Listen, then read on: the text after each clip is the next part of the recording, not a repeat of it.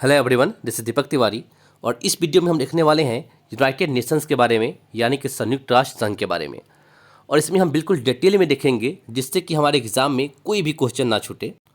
अगर हम बात करें यूनाइटेड नेशंस की, तो ये दुनिया की सबसे बड़ी संस्था है और इसका 6 अंग है जो मेन है, जो 6 इसकी और बॉडीज़ है उसके बारे में हम जानेंगे और ये बिल्कुल डिटेल में देखेंगे जिससे कि किसी भी एग्ज़ाम में अगर हमें इससे रिलेटेड क्वेश्चन मिलता है तो हम उसे बिल्कुल कॉन्फिडेंस के साथ कर पाएँ और सही करके आएँ। जैसा कि आपने यहाँ पे देखा था, सबसे पहले हम इसकी पूरे हिस्ट्री के बारे में देखेंगे, फिर इसके 6 अंगों के बारे में 1 बाय 1 देखेंगे और फिर 30 क्वेश्चन आंसर करेंगे जो इससे जुड़े हुए होंगे। इसको इतना करने के बाद में आपको किसी भी तरह का डाउट्स नहीं रहेगा और इससे कोई भी क्वेश्चन आएगा तो काफ़ी इजीली आप उसे सॉल्व करके आएंगे और आज बिल्कुल सही करके आएंगे। तो चलिए शुरू करते हैं। सबसे पहले हम इसकी हिस्ट्री से। पहला वर्ल्ड वार 1914 से 1918 तक हुआ था और उसी वर्ल्ड वार के ख़त्म होने के बाद एक संस्था बनी। वो संस्था बुरी तरह से फेल हो गई। दूसरी वर्ल्ड वार हुई और दूसरी वर्ल्ड वार के ख़त्म होने के बाद में इस संस्था को बनाया गया ताकि तीसरा वर्ल्ड वार ना हो जाए। तो इस संस्था का निर्माण ही हुआ था ताकि तीसरा वर्ल्ड वार ना हो, उसको रोकने के लिए। तो इसके बारे में थोड़ा सा हम हिस्ट्री देखते हैं इसका। देखिए, यूएनओ जिसका फुल फॉर्म है यूनाइटेड नेशन ऑर्गेनाइजेशन और हिंदी में बोलते हैं संयुक्त राष्ट्र संघ, इसकी स्थापना 24 अक्टूबर 1945 ईस्वी को हुई थी। ये बात आपको ध्यान रखना है कि 24 अक्टूबर का जो दिन है, इसी दिन यूनाइटेड नेशंस डे मनाते हैं हर साल। और इसकी स्थापना इसलिए की गई थी ताकि ये इंटरनेशनल सिक्योरिटी को बढ़ाए, आर्थिक विकास को बढ़ाए, सामाजिक विकास को बढ़ाए और मानव अधिकार के लिए काम करे और विश्व की शांति के लिए काम करे। और काफ़ी हद तक यूनाइटेड नेशंस सफल भी हुआ है। हाल के कुछ एक दिनों को छोड़ दिया जाए तो काफ़ी हद तक सफल है। कुछ एक चीज़ों में हालांकि सफल नहीं हो पाया है, पर बहुत चीज़ों में सफल हो चुका है यूनाइटेड नेशन। अगर हम आगे इसकी हिस्ट्री देखें तो इसका जो नाम है, उस समय के जो अमेरिका के राष्ट्रपति थे जिनका नाम था फ्रैंकलिन डी रूजवेल्ट, इन्होंने ही प्रदान किया था।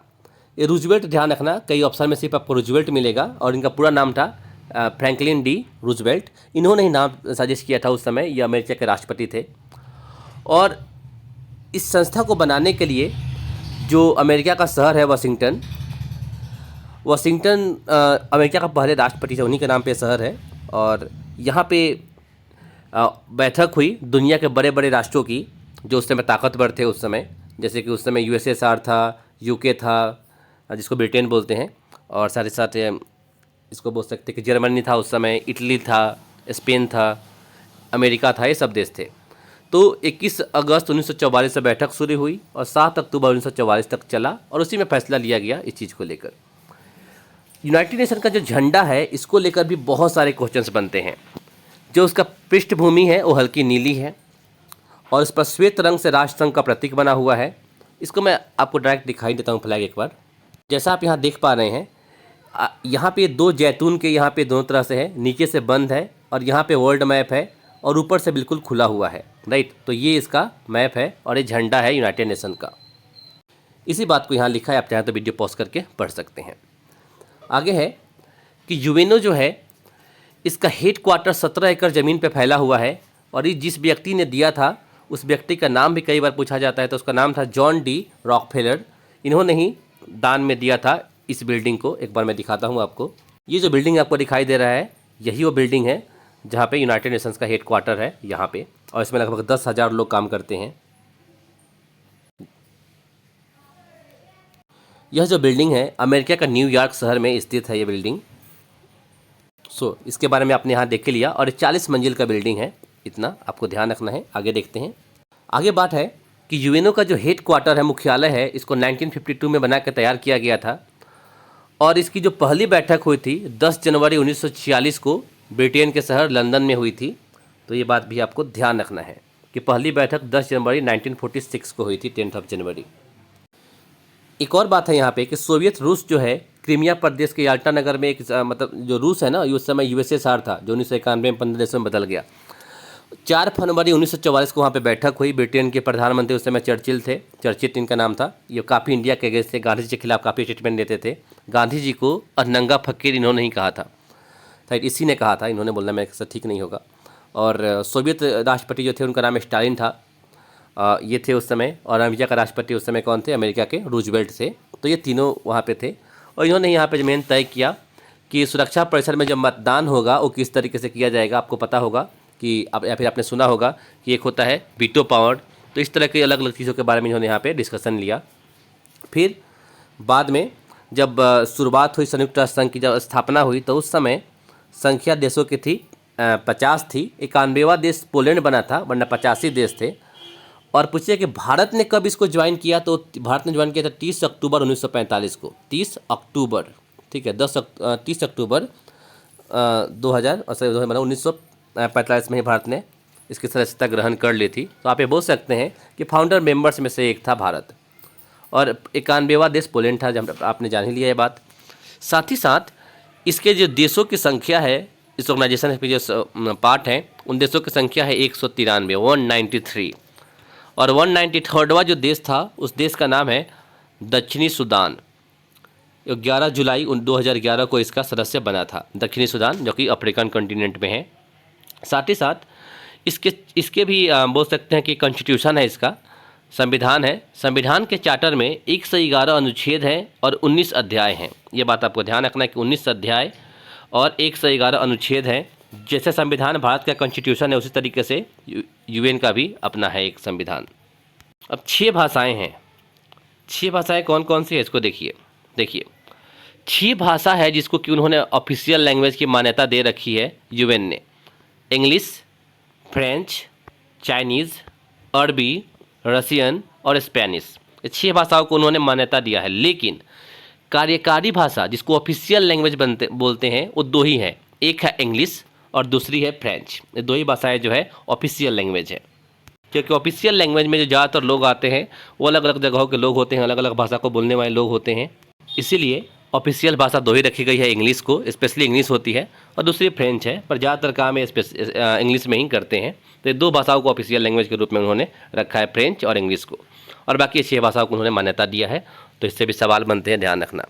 अभी मैंने बताया था कि 193 देश हैं इसके, लेकिन 2 देश ऐसे हैं जिसका कि इसने मतलब कि यूएन उसको देश मानता ही नहीं है। जैसे एक है चीनी टाइपे ताइवान, दिखाता हूँ एक बार। ये है आपके सामने गूगल का आप बोल सकते हो एप्लीकेशन। और अब हम यहाँ पे आते हैं गूगल मैप पे, तो आपको दिखेगा ताइवान। यहाँ पे ये ताइवान है और इसको यूएन एक देश का दर्जा नहीं दिया है, जो कि ताइवान आपको यहाँ पे दिखाई देगा, ये ताइवान है। साथ ही साथ दुनिया का सबसे छोटा देश जिसको वेटिकन सिटी का नाम प्राप्त है, यहाँ पे है, इटली में है। इसको भी जूम कर देते हैं थोड़ा सा, ठीक है। तो इसको भी, जैसे इटली की राजधानी क्या है, रोम है, और रोम के अंदर में दुनिया का सबसे छोटा देश है जिसका नाम है वेटिकन सिटी। यहाँ पे होगा, ये रहा, ठीक है। आपने देख लिया होगा, ये रहा वेटिकन सिटी, ये है वेटिकन सिटी, ठीक है। तो दुनिया का ये सबसे छोटा देश भी है।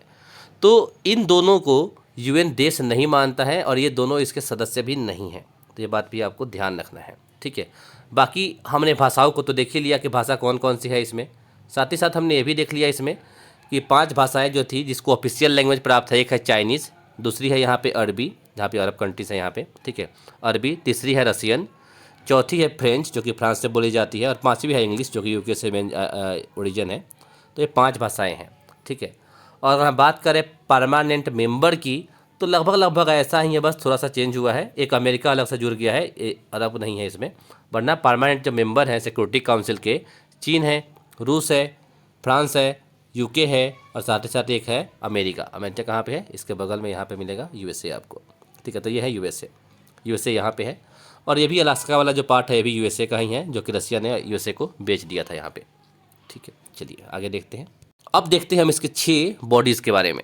तो देखिए, पहला है महासभा। महासभा को क्या बोलते हैं, जनरल असेंबली। सुरक्षा परिषद यानी कि सिक्योरिटी काउंसिल। तीसरा है आर्थिक एवं सामाजिक परिषद, जिसको बोलते हैं economic and social council. 4th one is प्रन्यास परिषद यानी कि ट्रस्टीशिप काउंसिल बोलते हैं इसको।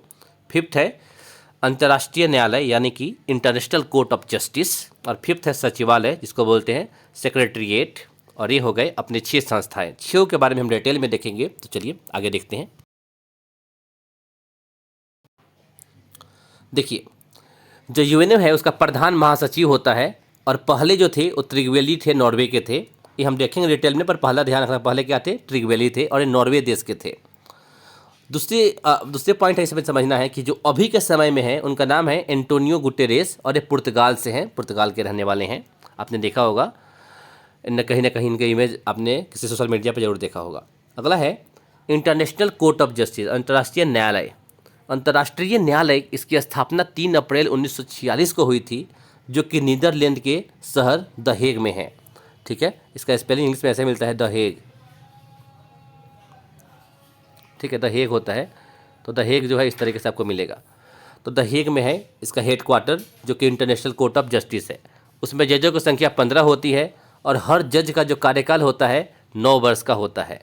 और कोई भी जो खैर हम देखेंगे इसके बारे में, तब हम देखेंगे हर जज का कार्यकाल कितना होता है, 9 साल का होता है। बेसिक चीज़ें इसको आप ध्यान रखना है यहाँ पे। एक और बात, संयुक्त राष्ट्र संघ की प्रथम महिला अध्यक्ष जो थी वो श्रीमती लक्ष्मी पंडित थी, विजय लक्ष्मी पंडित थी, जो कि भारत के पहले प्रधानमंत्री पंडित जवाहरलाल नेहरू की सिस्टर थी। अगला है संयुक्त राष्ट्र संघ में प्रथम व्यक्ति जिन्होंने हिंदी में भाषण दिया, तो वह थे अटल बिहारी वाजपेयी, भारत के प्रधानमंत्री उस समय के। अगला है कि संयुक्त राष्ट्र संघ का अभी हमने देखा था कि उसके पास क्या है, खुद का एक संविधान है। उस संविधान के आर्टिकल 17 कहता है कि वो बजट किस तरह से पारित करेगा, बजट कहाँ कहाँ खर्च करेगा, इसके बारे में आर्टिकल 17 में बताया गया है। ये यूएन के संविधान की बात कर रहा हूँ। भारत के संविधान में आर्टिकल 17 क्या है, अनटचेबिलिटी को लेकर है, छुआछूत के अंत को लेकर है, डिमोनेशन ऑफ अनटचेबिलिटी। तो छुआछूत के अंत को लेकर है इंडिया में। लेकिन यहाँ पे यह क्या है, जब यूएन के संविधान की बात करें तो उसका आर्टिकल 17 कहता है जो बजट बनाते हैं उसको लेकर, उसके बारे में है। अब बात करते हैं पहली संस्था से। पहली संस्था क्या है, महासभा। तो महासभा को हम जनरल असेंबली बोलते हैं और इसे विश्व की लघु संसद का दर्जा भी दिया गया है। अब इसमें दुनिया के हर देश से एक व्यक्ति इसमें होता है, मतलब हर दुनिया के 193 देश के सदस्य हैं इसमें पार्टिसिपेट करते हैं। लेकिन अगर कोई एक देश चाहे तो मैक्सिमम 5 लोगों को भेज सकता है अपने तरफ से, लेकिन उस देश का वोट तो एक ही होगा ना, उस देश का वोट एक ही होगा। चाहे वो चाहे तो भले 5 लोग भेजो, 4 भेजो, 3 भेजो, जितनी मर्जी हो भेजो, 1 से 5 के बीच में हो जाए ना कि 6 भेज देंगे या फिर 10 भेज देंगे, नहीं। ना मन कर तो मत भेजो, आपको नहीं भेजना है तो, पर मैक्सिमम आप 5 भेज सकते हो। ठीक है, लेकिन वोट की संख्या कितनी होगी, एक ही मानी जाएगी। आगे देखते हैं। नेक्स्ट है महासभा का जो सत्र है वो नियमित चलता है, हर साल होता है। सितंबर के महीने में तीसरे मंगलवार को शुरू की जाती है और दिसंबर के मध्य तक चलता है लगभग। ठीक है, अगला है कि जैसे ही हर साल शुरुआत होती है तो एक अध्यक्ष, एक उपाध्यक्ष, महासभा के जो अलग अलग समितियां होती हैं, कमिटीज़ होती हैं। जैसे जो महासभा होती है ना, यही मेन काम करती है, मतलब पूरा का पूरा काम यही तो करती है महासभा कि किसको हायर करना है। मानिए कि और भी हम देखा था ना 5 संस्थाएं हैं, तो किसको जज में लेंगे, किसको हम क्या बोलते हैं सिक्योरिटी काउंसिल में सदस्य बनाएंगे। 5 तो परमानेंट है ही उसमें, लेकिन सब में से सबको चुनना, अलग अलग कर्मचारियों को, अलग अलग लोगों को चुनना, ये सब काम महासभा ही करती है। देखिए जैसे मैंने यहाँ पे लिखा था कि जब भी आईसीजे का चयन करना है, यूएन महासचिव का, राइट, इकोनॉमिक और सोशल जो काउंसिल है उसको लेकर, सुरक्षा परिषद के 10 अस्थायी सदस्य को लेकर, इन सब का चुनाव कौन करता है, महासभा ही करती है। इसको क्या बोलते हैं, विश्व की लघु संसद भी कहते हैं। ठीक है, एक बात जरूर ध्यान रखना आप महासभा के बारे में। महासभा, इसको जनरल असेंबली बोलते हैं। इसकी एक स्पेशल सत्र बुलानी हो, स्पेशल सेशन बुलाना हो, विशेष सत्र, तो इसके लिए सिक्योरिटी काउंसिल अगर आग्रह करता है तो ऐसा कर दिया जाता है, स्पेशल का जो है सेशन बुलाया जाता है। अगर सिक्योरिटी काउंसिल ऐसा कुछ कहता है तो, अगर वो बोलता है तो। हम सिक्योरिटी काउंसिल को ही देख लेते हैं दूसरे में। तो सिक्योरिटी काउंसिल है, यह संयुक्त राष्ट्र संघ का मुख्य अंग है, मतलब सबसे मेन अंग यही है, काफ़ी ताकतवर, और एक प्रकार से कार्यपालिका है, इसको कार्यपालिका बोल सकते हैं आप। संयुक्त राष्ट्र जो है ये अंतर्राष्ट्रीय शांति के लिए काम करेगा, हमने देखा था इसका पर्पज में। तो इसकी जिम्मेवारी जो दी गई है सिक्योरिटी काउंसिल को ही मुख्य रूप से दी गई है। इसे दुनिया का पुलिस मैन भी कहा जाता है। इसमें 15 सदस्य होते हैं, जिसमें 5 जो हैं अस्थायी होते हैं, 5 तो अस्थायी होते हैं, मतलब परमानेंट होते हैं, और 10 अस्थायी होते हैं।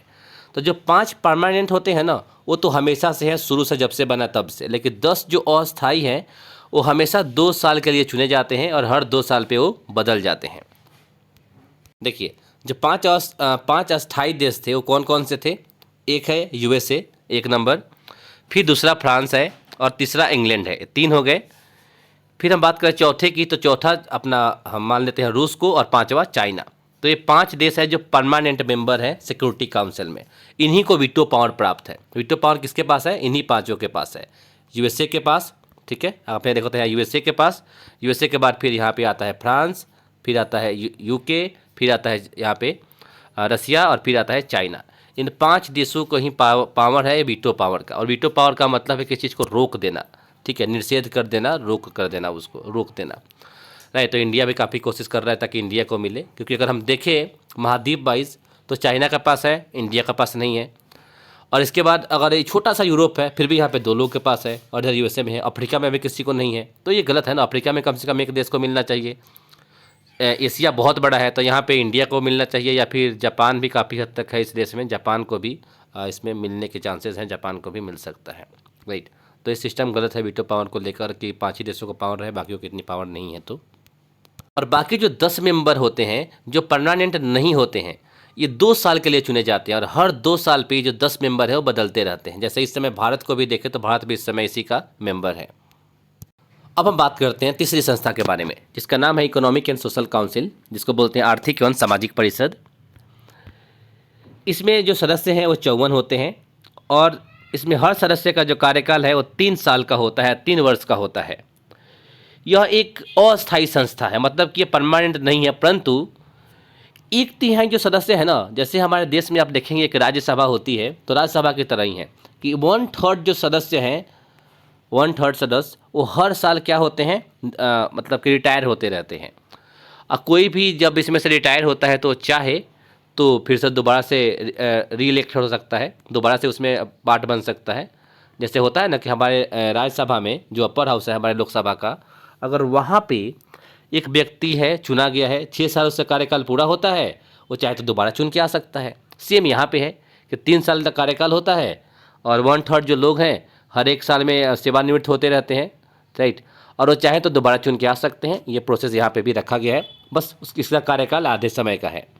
भले 193 देश सदस्य हैं, लेकिन इसके कितने रह सकते हैं, 54 इसके सदस्य रह सकते हैं, 54 कंट्रीज, राइट। और इसकी बैठक जो होती है अप्रैल में न्यूयॉर्क में और जुलाई के जेनेवा में हुआ था, नहीं होता है, इस तरह से होता है इसकी बैठक लगभग हर साल। तो कोई खास इंपॉर्टेंट नहीं था। अगला है ट्रस्टीशिप काउंसिल। ये भी कोई बहुत ज़्यादा इंपॉर्टेंट नहीं है।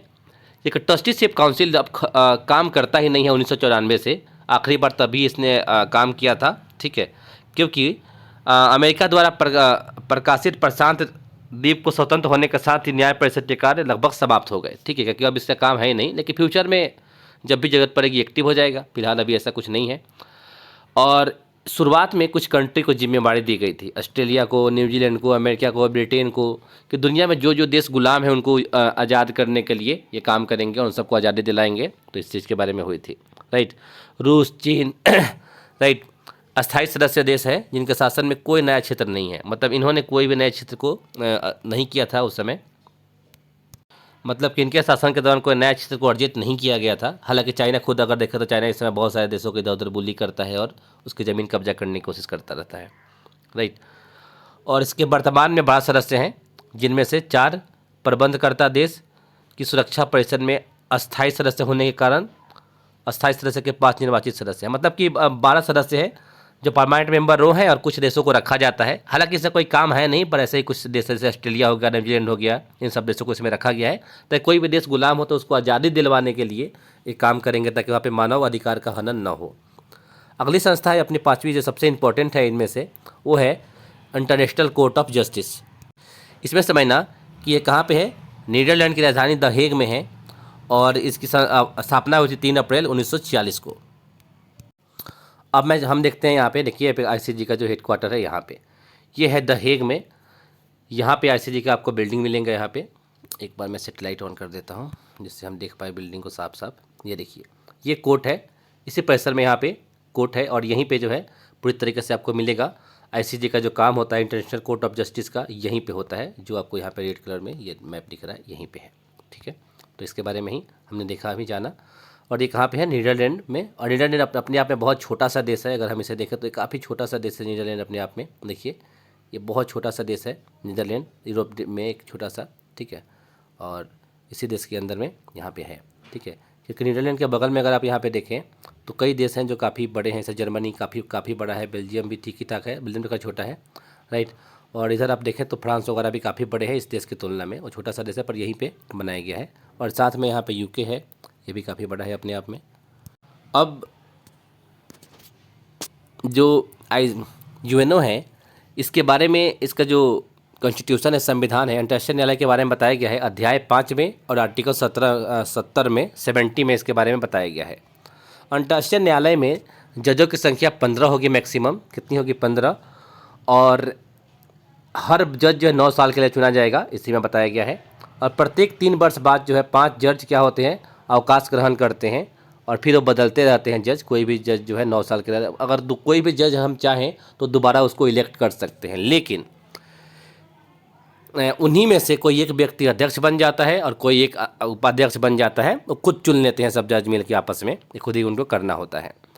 इसकी जो भाषा है वो भी फ्रेंच और इंग्लिश ही है, जैसे कि हमने जाना है कि इसकी ऑफिशियल लैंग्वेज क्या है यूएनओ की, फ्रेंच और इंग्लिश है। वहाँ पे ये भी यहाँ पे भी है लागू। साथ ही साथ जो जजों की संख्या कम से कम 9 होनी चाहिए, हमेशा 9 से कम कभी नहीं होनी चाहिए जजों की संख्या। अगर इसे चलते रहेगा, कम से कम 9 जज तो हमेशा इसमें होने ही चाहिए आईसीजे में। अब यहाँ पे भी कुछ चीज़ें मैं आपको दिखा रहा हूँ। देखिए, हेड क्वार्टर तो आपने देख ही लिया, 15 जज होते हैं, एक 9 साल के लिए होता है। एक देश जो है, कोई सा भी जिस देश के जज हैं, एक देश के एक से ज़्यादा जज नहीं हो सकते। अगर 15 जज हैं तो कम से कम 15 अलग अलग देशों का होना जरूरी है। एक साथ में एक ही देश के 2 जज नहीं हो सकते। अगला है, कम से कम 9 जज हैं कोरम के लिए, मतलब 9 जज बैठेंगे तभी उसमें एक शुरुआत होगी, किसी भी केस की जो हियरिंग होती है, सुनवाई होती है, वो इसे तभी हो पाएगी। अब तक भारत के 4 लोग इसमें जा चुके हैं। संविधान सभा के सलाहकार जिनका नाम था BN राव, ये पहुँचे थे सबसे पहले, उसमें गए। दूसरे नगेंद्र सिंह पहुँचे वहाँ पे, ये अध्यक्ष भी बने थे और उपाध्यक्ष भी बने थे नगेंद्र सिंह। तीसरे व्यक्ति थे आर्यन पाठक और चौथे व्यक्ति DS भंडारी।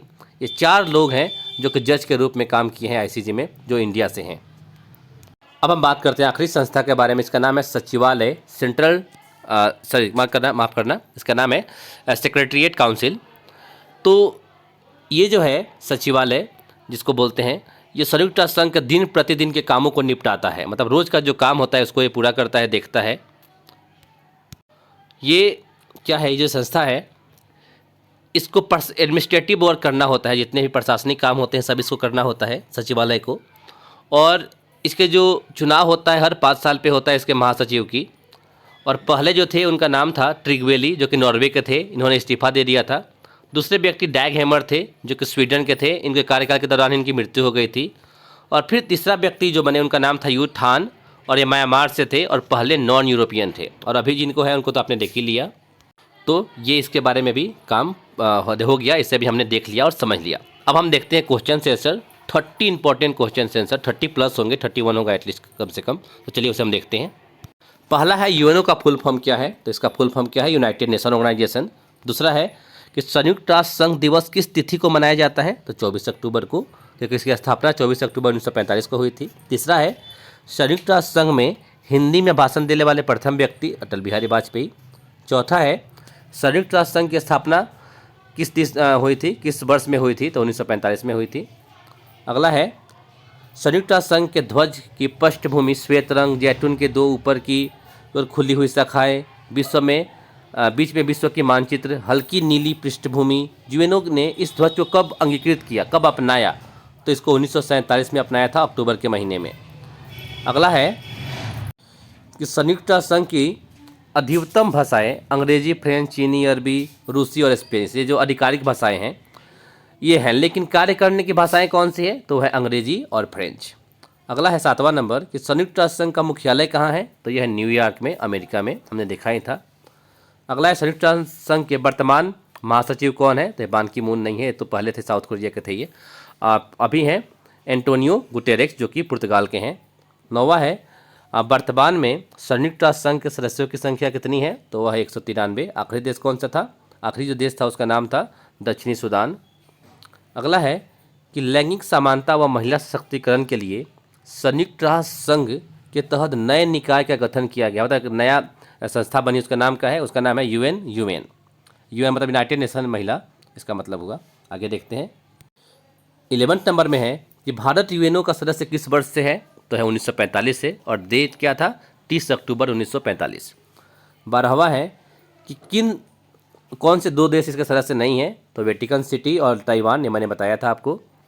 साथ ही साथ संयुक्त राष्ट्र महासभा की प्रथम महिला अध्यक्ष कौन थी, तो श्रीमती विजय लक्ष्मी पंडित थी, जो कि इंडिया से थी, और यह पंडित जवाहरलाल नेहरू की सिस्टर थी। 14वां है कि संयुक्त राष्ट्र संघ में वीटो का अधिकार किसे प्राप्त है, तो यह सुरक्षा परिषद के अस्थायी सदस्यों को, वो 5 देश हैं, वो हमने लिख ही लिया था। 15वां है कि संयुक्त राष्ट्र संघ में वीटो का अर्थ क्या है, इसका मतलब है मैं मना करता हूँ, यानी कि निषेधात्मक वोट इसको बोलते हैं।